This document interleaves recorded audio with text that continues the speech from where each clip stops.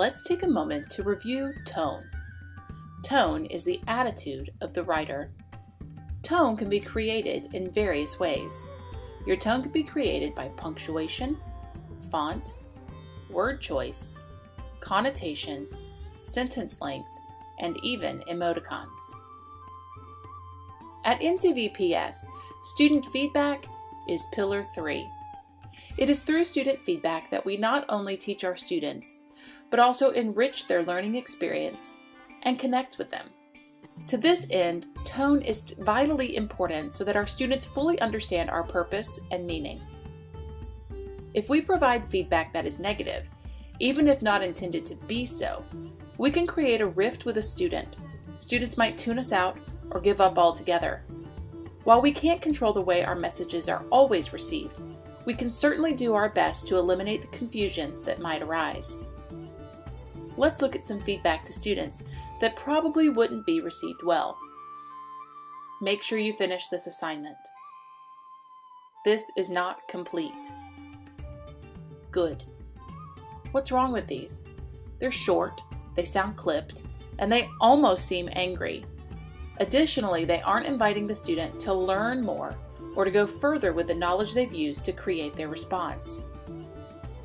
Let's look at an example of feedback and dissect it to see the best practices in creating a positive and encouraging tone. Charlie, this is outstanding.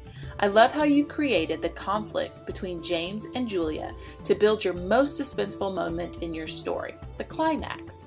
You used a great amount of imagery and detail, and I felt like I was part of the story instead of just a reader. Nicely done. When you work on your revision in Module 2, be sure to start new paragraphs whenever a new character starts talking. And don't forget the quotation marks. I can't wait to see what you create. Let's break this feedback down. First, we use the student's name.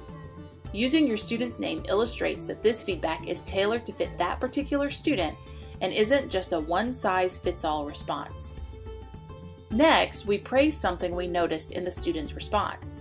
Here, we've pointed out that the characters were developed well and the conflict was created in a successfully suspenseful way.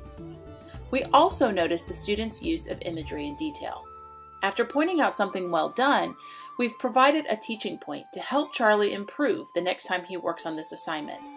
We've encouraged growth and concrete suggestions. Finally, we've ended with more encouragement and excitement over seeing the progression of his work. But what if the student didn't do a very good job?